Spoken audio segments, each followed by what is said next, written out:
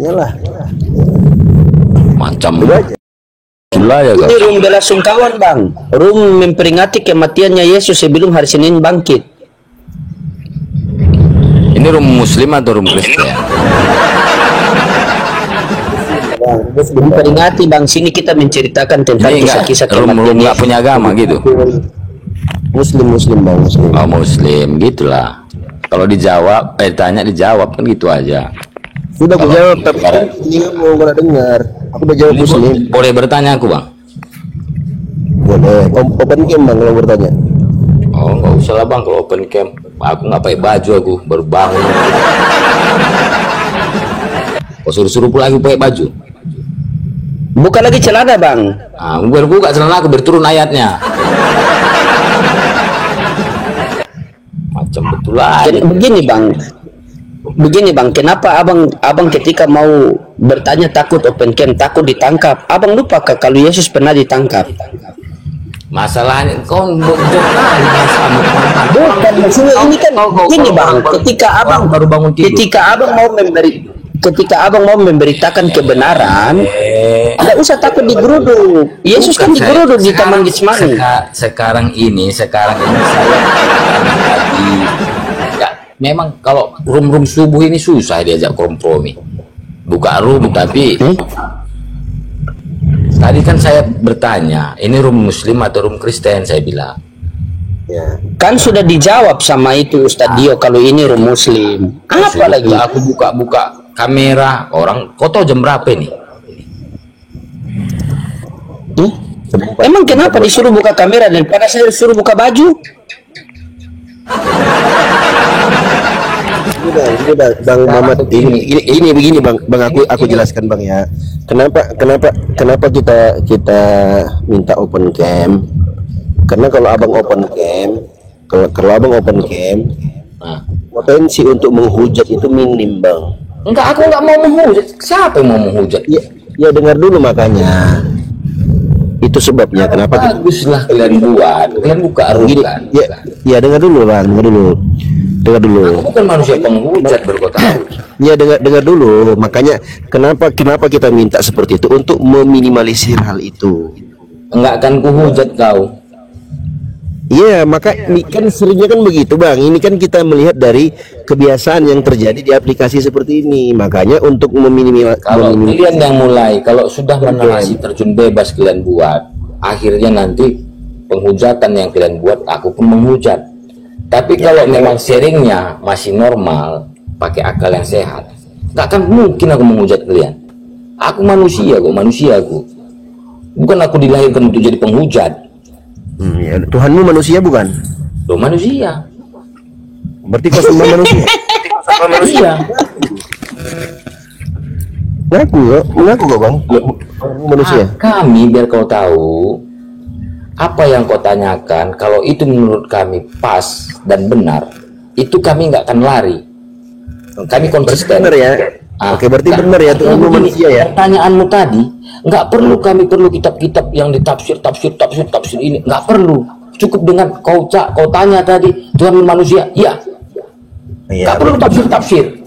Ya berarti benar kalian punya manusia kan? Karena Benar kan? begini dia, biar kau tahu, kitab kami diwahyukan dan dituliskan itu nggak susah payah Tuhan itu untuk mengartikan manusia. Apa makna dari isi kitab ini? Enggak, kayak kalian harus begini, inilah dari sana, dari sini, begitu. Kami nggak susah, makanya kami konsisten. Apa yang kalian pertanyakan itu memang yang kami anggap imani, kami jawab iya dengan tegas. Nggak perlu yang tafsir. Karena kami tahu Tuhan kami itu baik, nggak buat bikin kami pusing. Udah jelas. Benar. Iya berarti benar kan? Tuhan manusia kan? Apa mesti 100 kali lagi kau bertanya sama aku? Iya, berarti benar. Benar. Berarti. Ini bakal menghujat Ustadz, lebih bagus diturunkan aja lah Ustadz. Inilah kayak gini lah model kawan-kawanmu. Apa yang kuhujat? Dibilang aku menghujat. Dari nada bicaranya nih bakal menghujat Ustadz. Kalau sudah bertanya jangan diulang-ulangi. Baru kau bikin pula di situ ketawa ketiwi. Apanya maksudnya? Kau yang menghujat namanya itu. Kau bertanya, kau ketawai saya. Apa nggak kau yang menghujat namanya? Pakai logika lu, pakai otak. Sekarang gini, Oke, kamu abang, mau diskusi atau bagaimana, Mamat? Kamu mau diskusi atau Kan bagaimana? bilang kita mau diskusi. Kawanmu bertanya, diketawai jawaban saya. Itu baru namanya menghujat. Tapi kalau kau sambung bahasa, apakah Tuhanmu manusia? Iya. Apakah begini-begini? Nah, kalau misalnya aku jawab kemungkinan itu yang kau anggap benar, ya aku jawab lagi. Ya sudah, kau usah ceramah kau di sini, nggak usah ceramah, nggak usah ceramah. Udah diamlah. Aku boleh bertanya? Silakan Ustadz, kalau mau bertanya Ustadz. Abang janji dulu tidak menghujat, janji dulu. Takkan ku hujat kau kalau nggak kau hujat aku, nggak kau rendahkan aku di rumah. Janji dulu, kan kita abang kan kita perjanjian, jadi harus janji dulu kita. Berjanji. Janji dulu. Ya. Oke, saya berjanji. Kau buat pula aku kayak anak Cepat. TK pula ini. Rumusnya rumah TK tuh Kan maksudnya kita berjanji. Bilang, saya berjanji. di situlah bedanya Cepat. tahu kau kalau Kristen sama Muslim, biar kau tahu. Bukan, oke, kita diskusi, ayo, tapi berjanji dulu, begitu. Ngapain pula aku harus mengikuti bahasamu? Yang penting kan aku berjanji, aku bilang. Nggak akan, kalau ada kata Oke, janji ya. keluarkan langsung aku dari kembali. Oke, saya pegang janji kamu ya. Berarti sekarang sudah ada 3 janji Benar. nih ya. Ini Perjanjian ada tunggu baru, dulu. perjanjian lama Ini dan perjanjian sekarang ya. 160 orang. Dengar dulu bahasaku. Bentar dulu. Ini yang menyaksikan 161 penonton berikut aku, kan begitu? Iya. Oke, siap. Oke, Di sini teman-teman nanti yang orang ini, 164. kalaupun nanti orang Muslim yang 164 ini atau 65 ini sekarang itu semua selain aku. Ya, Oke, kalau baik. menghujat aku Tadi nanti saya dia pegang, benar. oke, bentar. Ya, urusan kalian. Nah, kan begitu. Oke, teman-teman yang 167 sekarang kita sudah berjanji sama dia. Jadi sekarang sudah ada 3 perjanjian, perjanjian baru, perjanjian lama, sama perjanjian sekarang ya. Oke, Ya. kalau perjanjian sekarang saja berbohong, berarti perjanjian baru sama perjanjian lama berbohong semua itu. Ya, saya pegang janji kamu nih. Saya pegang nih. Saya pegang janji kamu nih. Nah, itu kan saya kasih clear ini. Ini masalahnya kita bahasa agama ini kan. Jadi tidak boleh kita menghujat. Gitu. Oke, Bang, saya mau tanya sama Abang. Tuhan Abang Saya itu bertanya. Yesus? Kau yang bertanya? Iya, Tuhan Abang Yesus? Tuhan Abang nama Iya. siapa? Iya, Yesus. Secara kemanusiaannya Yesus. Tuhannya Bunda Maria siapa? Yesus. Tuhannya Bunda Maria siapa? Yesus. Itu Berarti yang- anakku Tuhanku.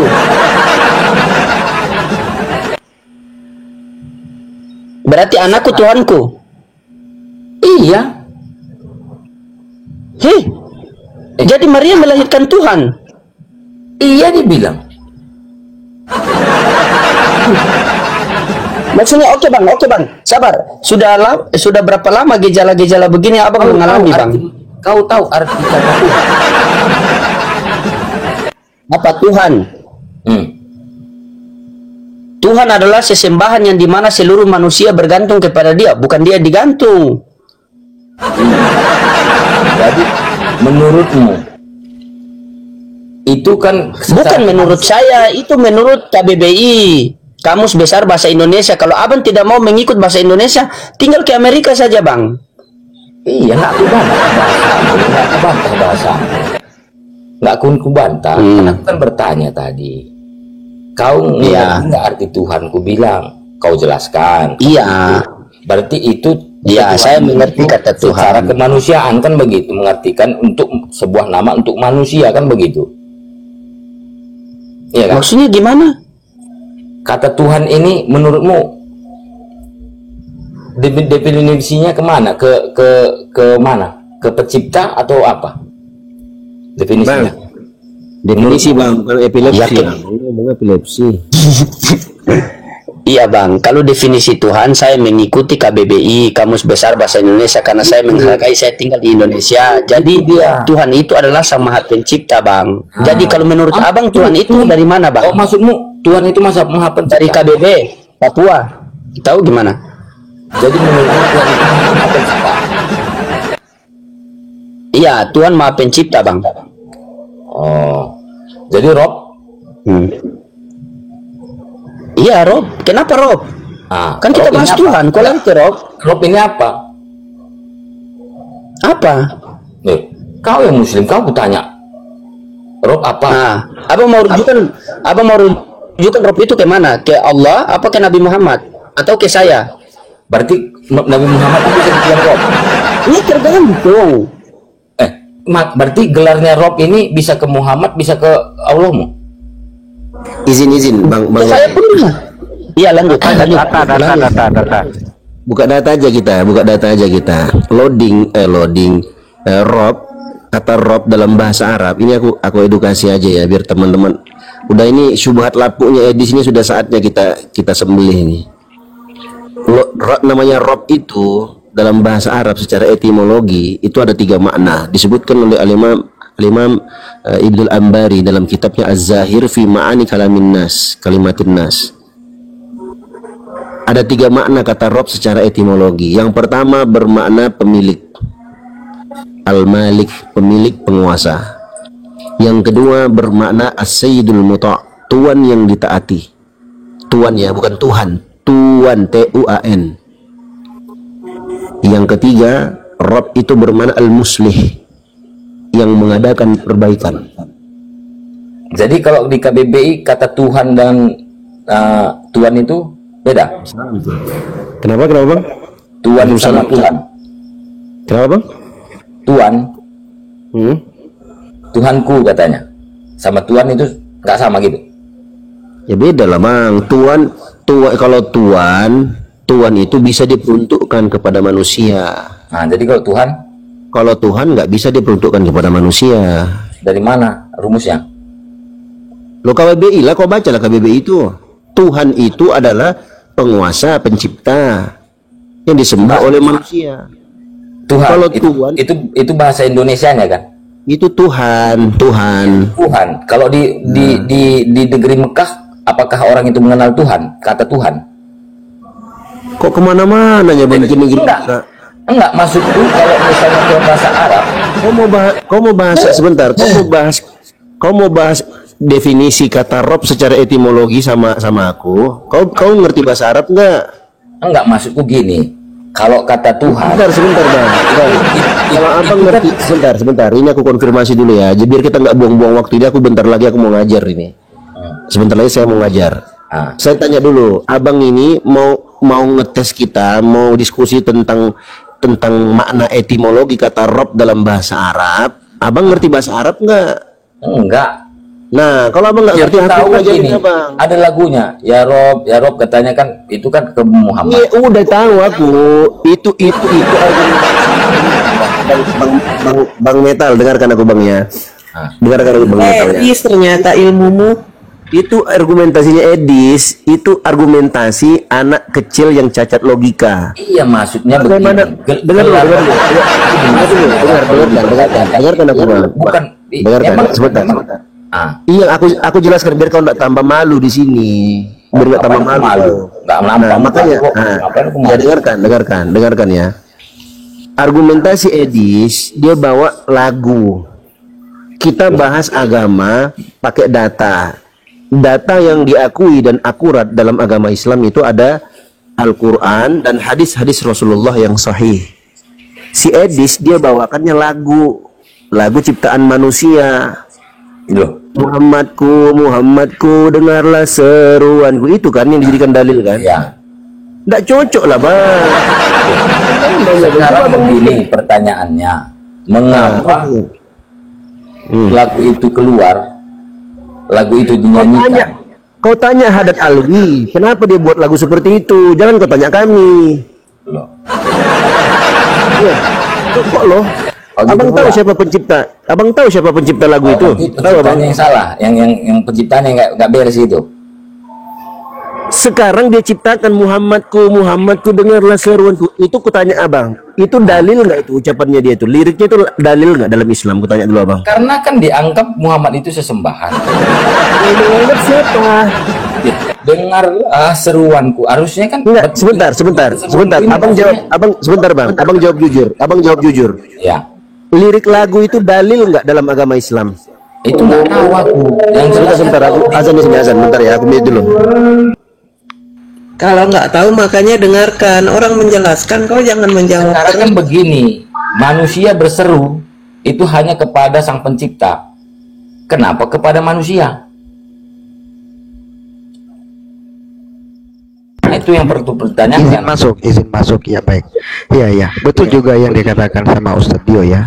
Kadang kita juga heran sama saudara-saudara Kristen ini, ya kan? Mereka jadikan kemudian dalil yang dimana mereka dengar itu dari orang yang tidak memiliki dasar keilmuan, apalagi memahami Al-Quran dengan basic-basic ilmu yang sudah ditentukan di dalam Al-Quran, lalu mengambil satu yang tidak ada dasar, bahkan tidak ada hal yang paling fundamental bahwa lagu itu dijadikan rujukan oleh orang Islam dan menganggap bahwa Nabi Muhammad SAW sebagai Tuhan. Saudaraku, di dalam hadis yang sahih, Nabi Muhammad SAW bersabda kepada para sahabatnya. Apa yang dikatakan oleh Nabi Muhammad ketika para sahabat ingin menyanjung kepada Nabi? Beliau mengatakan apa? Jangan kalian menyanjungku atau menghormatiku secara berlebihan.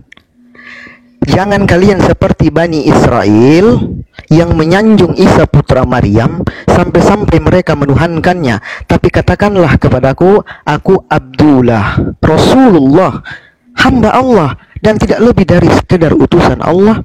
Lalu apa dasar kemudian teman-teman mengambil lagu yang dimana lagu itu tidak berdasar kemudian menisbatkan Tuhan itu kepada Nabi Muhammad? Sekarang saya tanya kepada teman-teman Kristen, berikan saya satu data dan dalil di dalam Al-Quran dan di dalam hadis yang sahih, di mana umat Islam menjadikan kemudian Nabi Muhammad itu sebagai Tuhan. Sementara di dalam Al-Quran sudah jelas, katakanlah Muhammad bahwa engkau itu tidak lebih dari seorang rasul yang sebagaimana telah diutus rasul-rasul terdahulu. Menyampaikan apa? Menyampaikan wahyu, menyembah kepada satu Tuhan, yaitu Allah. Lalu apa yang ingin Anda katakan kemudian bahwa umat Islam menisbatkan imannya sampai-sampai menuhankan Nabi Muhammad? Itu artinya data yang tidak ada dasar sama sekali, saudaraku. Sekarang saya tanya kepada Anda, itu Mamat, berikan saya satu dalil yang ada di dalam Al-Quran, bahkan di dalam hadis yang sahih, bahwa kami orang Islam, orang Muslim menuhankan Nabi sampai menyembahnya. Silakan. Itu nggak tahu saya. Makanya kalau Anda tidak tahu, lalu apa kemudian Anda jadikan lagu menjadi dasar? Berarti penciptanya ya justru itu dikatakan. Iya, silakan Ustaz, lanjut. Ini aku udah mau, bentar lagi aku ngajar. Begini, Bang Metal. Jadi gini ya, argumentasi Edis itu sudah saya sampaikan tadi, itu argumentasi anak kecil yang cacat logika. Kenapa saya katakan demikian? Karena tidak ada satupun referensi dalam Islam yang menyebutkan bahwa dalil umat Islam dalam beragama itu adalah lirik lagu. Nggak ada, Bang.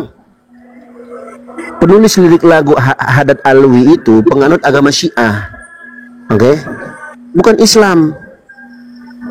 Kalau aku pribadi ya, ini aku pribadi, kalau aku ditanya tentang Syiah itu Islam atau bukan, nah itu aku punya pendapat sendiri. Mengikuti pendapat ulama terdahulu itu lain case-nya.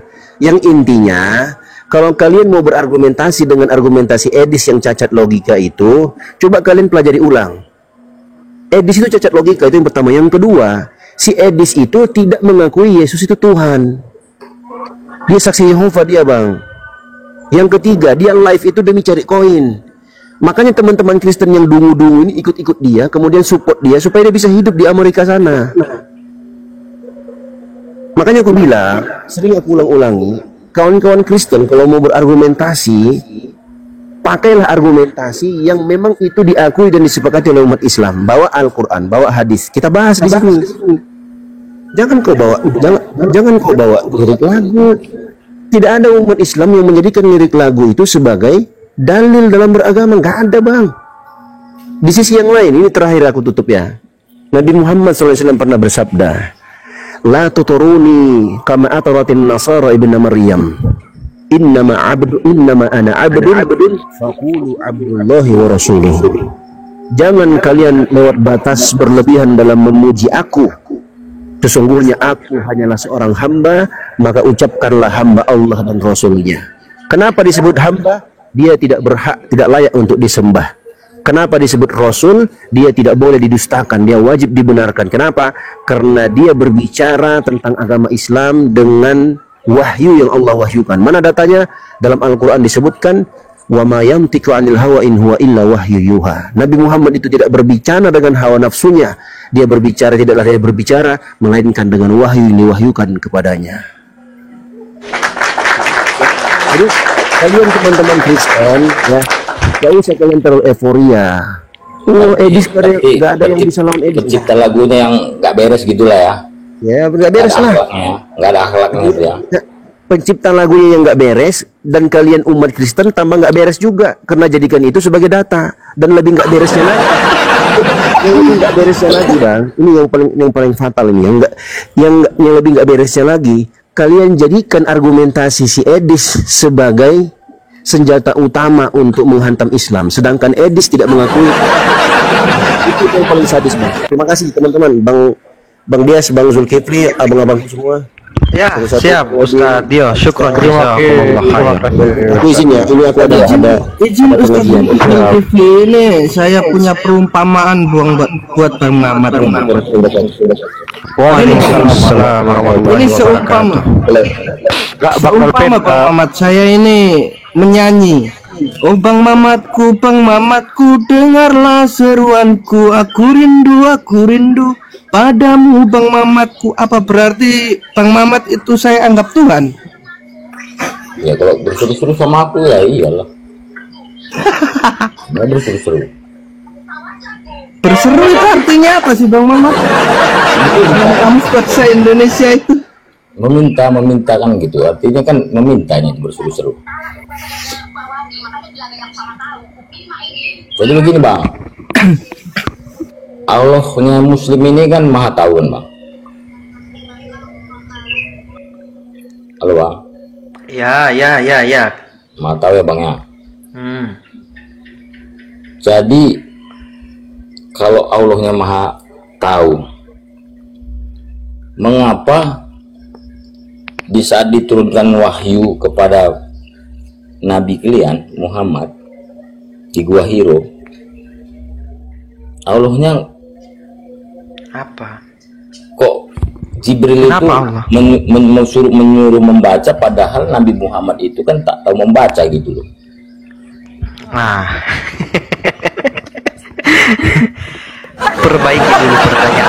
perbaiki dulu pertanyaanmu saudara. Sekarang yang kau ingin gini. tanyakan ini, Allah kami dalam Islam yang maha mengetahui, atau Ya. Nabi Muhammad yang dikatakan ummi? Yang mana yang kau tanyakan saudara? Gini dia. Di saat di Gua Hira Muhammad ini berdoa,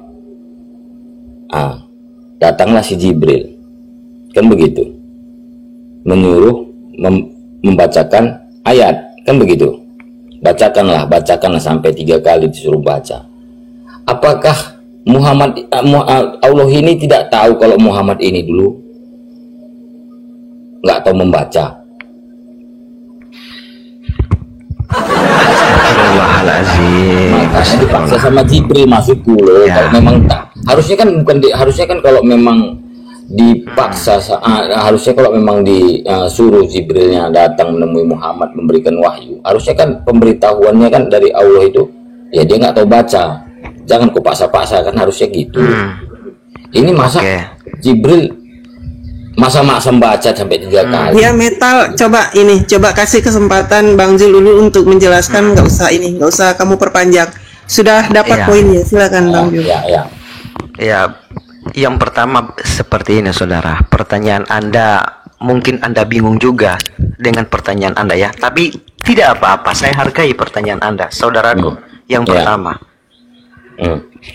Nabi Muhammad Sallallahu Alaihi Wasallam kemudian didatangi oleh malaikat Ruhul Kudus yang kami katakan yaitu malaikat Jibril, yang kemudian diutus oleh Allah untuk menyampaikan wahyunya. Yang pertama, Iqra, apa artinya? Bacalah. bacalah dengan menyebut nama Tuhanmu. Apa yang dikatakan Rasul? Apa yang harus aku baca? Apa yang harus aku baca? Nah, artinya di sini ketika Nabi Muhammad SAW mengungkapkan hal yang demikian, beliau itu antara bingung dengan ketakutan. Karena kenapa? Apa yang harus dia baca? Setelah itu diulang sampai ketiga kali, itu berada di dalam Quran surat Al-Ala. Iqra, bacalah dengan menyebut nama Tuhanmu yang Maha Pengasih lagi Maha Penyayang. Lalu kemudian, apakah Allah ini tidak Maha mengetahui? Saudara, Allah itu Maha mengetahui semua yang ada di yang ada di langit dan yang ada di bumi. Kenapa kemudian wahyu itu Dia sampaikan kepada manusia pilihannya? Ini untuk membungkam salah satu narasi-narasi kemudian kepada orang-orang kafir yang mengatakan bahwa Al-Quran itu adalah tulisan Nabi Muhammad SAW. Karena apa? Untuk menunjukkan bahwa sesungguhnya Al-Quran itu adalah kalamnya Allah, firmannya Allah, tidak ada campur tangan bahkan bahasa-bahasanya Nabi Muhammad SAW. Nah, itu menunjukkan bahwa kenapa Nabi Muhammad itu memiliki gelar ummi, tidak bisa membaca. Apa artinya? Beliau tidak pernah membaca kitab-kitab terdahulu yang sebagaimana kitab-kitab terdahulu itu diturunkan kepada para nabi sebelum Nabi Muhammad SAW. Tapi beliau diperintahkan oleh Tuhan melalui wahyu yang sebagaimana yang dikatakan di dalam Al-Quran. Hai Muhammad, ceritakanlah kisah Musa kepada mereka bahwa Musa itu adalah seorang yang benar dan dia adalah seorang nabi. Begitupun yang kemudian yang dikatakan oleh Allah di dalam Al-Quran, ceritakanlah kepada mereka kisah Nabi Ibrahim, kisah Daud, bahkan kisah Ishak. Untuk apa? Untuk menunjukkan bahwa benar-benar itu adalah firman Allah, bukan perkataan atau hasil ide dari Nabi Muhammad SAW. Saudaraku, di dalam Al-Quranul Karim bahkan tidak ada kita pernah menemukan bahwa di dalam Al-Quran itu dipenuhi semua keluarga-keluarganya Rasulullah. Bahkan sebutan Nabi Muhammad SAW itu tidak lebih hanya 20 kali. Sisanya apa? Nabi Musa, Nabi Ibrahim, dan lain sebagainya. Artinya apa? Menunjukkan ketika Allah itu menurunkan kemudian kepada orang yang tidak bisa membaca. Beliau tidak pernah belajar kepada rabi-rabi Yahudi. Beliau tidak pernah beliau tidak pernah belajar kepada rabi-rabi Yahudi. Beliau tidak pernah menempuh yang namanya sekolah. Tapi beliau menjelaskan itu atas sebagaimana yang diperintahkan oleh Allah Subhanahu wa Ta'ala. Apa feedbacknya? Feedbacknya adalah kenapa Nabi Muhammad itu diberikan gelar ummi, untuk menunjukkan kepada kaum kafir bahwa Al-Quran ini bukan karangan Nabi Muhammad SAW. Di dalam Quran surat Al-Hijr jelas, kami yang menurunkan Al-Quran dan kami pula yang memeliharanya. Artinya Al-Quran itu terjaga, saudaraku.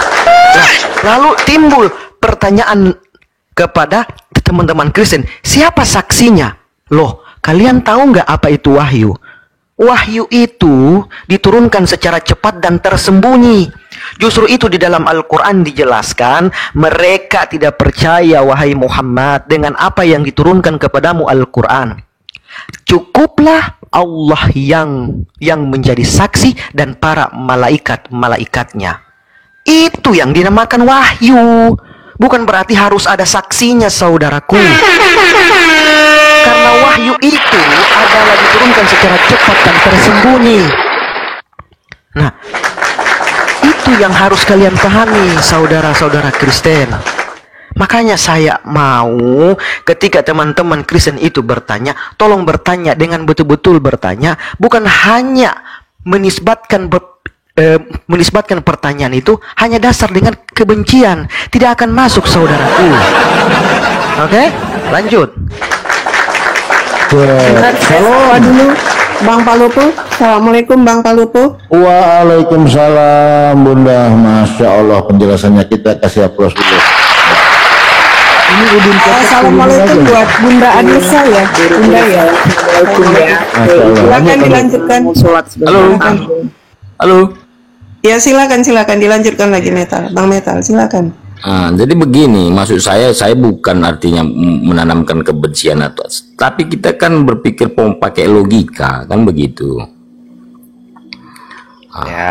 Saya bukan menarasi, bukan pakai saksi atau bertanya tentang saksi, enggak. Artinya begini, apakah mungkin yang namanya, ya kalau yang namanya wahyu itu seandainya walaupun itu hanya untuk dihafal, bukan dituliskan, ya bukan berarti harus Jibril yang bilang bacalah kan begitu. Ya seharusnya si Jibrilnya ini bukan berarti harus berbicara seperti itu. Kalau memang Allahnya sudah tahu kalau Nabi Muhammad ini tidak tahu baca, kan begitu. Apakah Allahnya takut kena prank gitu? Kok kena prank? Dari mana dasarnya? Mengapa harus enggak, maksudnya begini, mengapa Dia nanya, dia jawab. Enggak, begini dia. Mengapa harus diuji? Saudaraku, di dalam Quran surat An-Nisa ayat 166, mereka tidak mau mengakui yang diturunkan kepadamu itu, tetapi Allah mengakui Al-Quran yang diturunkannya kepadamu, yaitu apa? Al-Quran, dengan menurunkan ilmunya atau dengan kemahakuasaannya. Dan para malaikat pun menjadi saksi, dan cukup Allah dan para malaikatnya yang menjadi saksi. Jadi begini, oke, narasi itu terserah kalian lah, itu kan agama kalian. Kalau kalian mau apa kan, ya itu urusan kalian, kan begitu. Sekarang begini, tadi Anda atau kawan Anda tadi yang menyamakan dengan Musa, kan begitu. Kalau artinya kalau menurut Nabi yang dijanjikan Musa ini kan itu sama-sama seperti Muhammad yang menerima kitab, kan begitu. Benar nggak? Apa? Yang namanya Musa. Kenapa Nabi Musa yang tadi diucapkan sama teman Anda juga tadi, Nabi Musa. Artinya yang diturunkan ayat tadi menjelaskan semua perjalanan Nabi Ibrahim, Nabi Musa, kan begitu. Daud yang bilang tadi kan. Jadi ini maksud saya, kita kan tarik mundur dulu ke zamannya Nabi Musa. Nabi Musa itu dikasih kitab Taurat. Kalau masalah saksi itu banyak saksinya, kan begitu. Jadi yang jadi pertanyaannya, yang kalian imani Nabi Muhammad ini selaku jadi nabi, itu ada sangkut pautnya mengarah ke kitabnya Nabi Musa.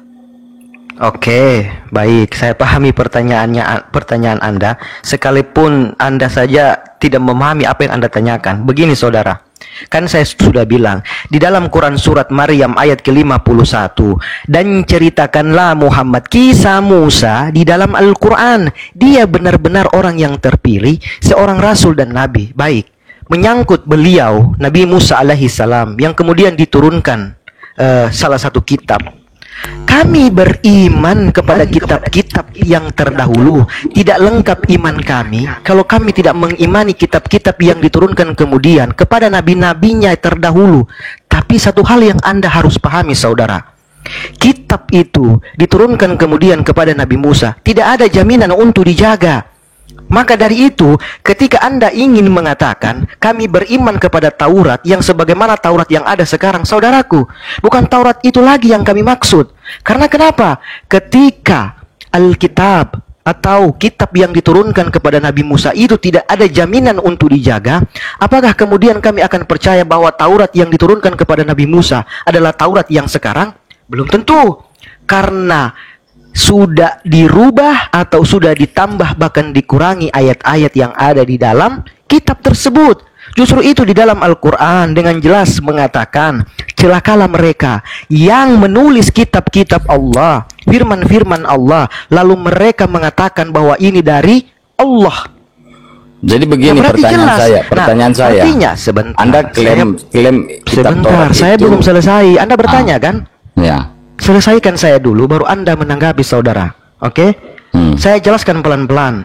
Maka dari itu Al-Quran, hanya Al-Quran satu-satunya kitab samawi yang diturunkan kepada Nabi Muhammad SAW, dijamin penjagaannya. Di mana ayatnya? Di dalam Quran surat Al-Hijr. Kami yang menurunkan Al-Quran dan kami pula yang memeliharanya atau menjaganya. Dan kemudian juga dikatakan di dalam Quran surat An-Nisa, kami, seandainya Al-Quran ini bukan dari sisi kami, pastilah mereka akan menemukan banyak perselisihan atau kontradiksi. Artinya jelas bahwa tidak ada yang semisal dengan Al-Quran. Bahkan Allah menantang jika ada yang bisa membuat jika ada orang yang bisa membuat satu ayat semisal seperti Al-Quran, silakan. Ada nggak? Tapi nyatanya nggak bisa, nggak ada. Karena literatur Al-Quran, bahasa-bahasa Al-Quran bukan bahasa manusia. Saudaraku, untuk memahami kosakata di dalam Al-Quran, Anda Kalau harus Anda paham dulu. mengarah masalah kitab itu banyak di dunia ini. Baik, izin saya sedikit masuk, host, boleh host? Ya, Moderator? lanjut, Bang Palopo. Ya, saya lanjut. cuma sedikit. Inilah nubuatan surah ini ya, Al-Mutaffifin ya, 12-13 untuk metal. Apa dikatakan? Allah mengatakan begini ya. Dan tidak ada yang mendustakan, yaitu hari pembalasan, kecuali setiap orang yang melampaui batas dan berdosa. Lalu ayat selanjutnya, ayat 13. Yang apabila dibacakan kepadanya orang-orang yang berdosa ayat-ayat kami, dia berkata itu adalah dongeng orang-orang terdahulu. Ini digenapi oleh metal. Lanjut. Jadi begini, arti penjelasan yang namanya yang menurut fakta Sebentar, kitab Taurat ini sebentar. nggak ada Saya yang mau tanya dulu, Anda tahu nggak apa itu Al-Quran? kitab. Apa? Ya kitab kan Al-Quran kan? Iya, saya tahu kitab. Apa itu? Ya nggak tahu saya, bukan saya yang Oke, mengimani. saudaraku, dengarkan saya baik-baik. Dengarkan baik-baik. Oke? Al-Quran itu disebut juga dengan yang namanya Al-Furqan. Kenapa dikatakan Al-Furqan? Pembeda dari yang hak dengan yang batil. Al-Quran juga disebut dengan Al-Huda. Kenapa? Huda linnas, petunjuk bagi manusia yang mau mengikuti firman Allah. Al-Quran juga disebut dengan kitab karena kenapa? Banyak kumpulan kisah dari nabi-nabi terdahulu yang sebagaimana kemudian diceritakan kembali melalui Al-Quran. Agar apa? Agar orang-orang yang pada saat itu belajar bahwa orang-orang yang terdahulu juga diberikan seperti apa yang diberikan pada saat itu juga. Itu yang Anda harus pahami. Pengertian salah satu dari Alkitab artinya mengumpulkan. Oke? Mengumpulkan, bukan mengarang. Al-Quran bukan karangan, tapi mengumpulkan. Itu kata lain dari Alkitab. Zalikal kitabul la raiba fil hudal lil muttaqin. Itu jelas ada ayatnya, saudaraku. Al-Quran, kata lain dari Al-Quran artinya Alkitab. Jadi begini dia pertanyaan saya. Itulah yang dinamakan namanya Al-Furqan, Al-Huda, Al-Zikr.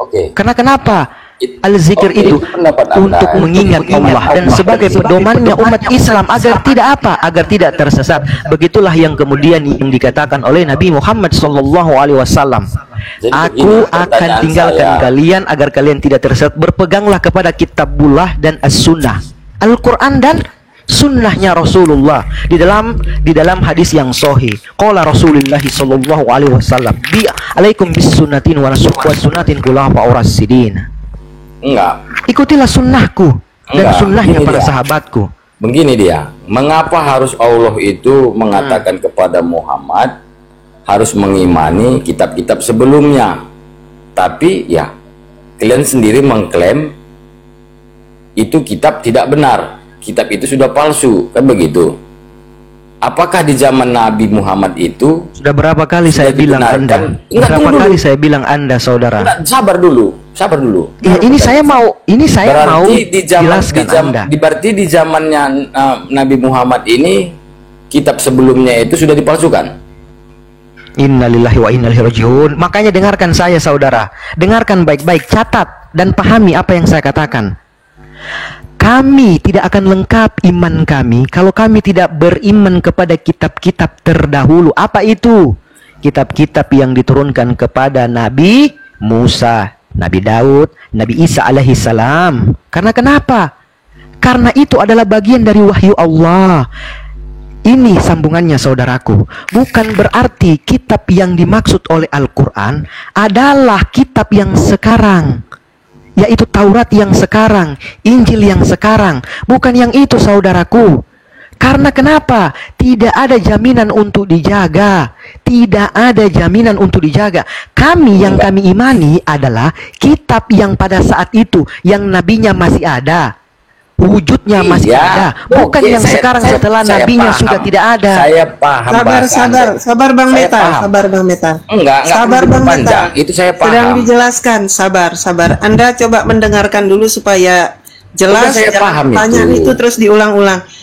Coba Anda sabar dulu, saya mute dulu ya. Silakan Bang Jul. Ya, ini saudara kita yang Kristen ini masa tidak paham. Saya jelaskan pelan-pelan Anda. Kami mengimani kitab terdahulu yang waktu itu Nabi Musa alaihissalam masih hidup, Nabi Daud masih hidup, Nabi Isa sebelum terangkat ke langit. Bukan yang sekarang saudara. Karena itu bukan lagi kitab suci saudara. Kalau kita katakan kitab suci itu sudah tercampur dengan tulisan manusia, dengan buah pikir manusia, maka kita tidak katakan lagi kitab suci. Karena kenapa? Sudah ada buah pemikiran manusia di situ.